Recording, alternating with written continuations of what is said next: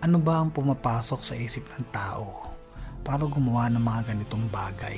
Puro pagmamalaki sa sarili at tanging sarili na lang ang sumisentro sa kanilang buhay. Makamundong kahambugan dahil sa tinatamasang panandaliang kasikatan na nagiging mapagmataas at nakakalimutan na rin kung paano magpakumbaba dahil marami nang nakamit na tagumpay kaya nagbago na ang pananaw sa totoong nagpapala sa iyo.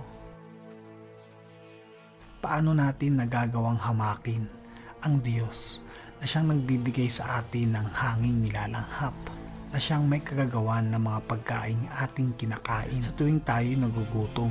Ang Diyos na sinabi sa atin ng Panginoong Jesucristo na ultimo bilang ng ating mga buhok ay alam niya. Kaya paanong sumasagi sa ating mga isip na gumawa ng mga kalapastanganan sa pangalan niya at nasasanay na ding banggitin ang pangalan ng Diyos sa mga walang kabuluhang mga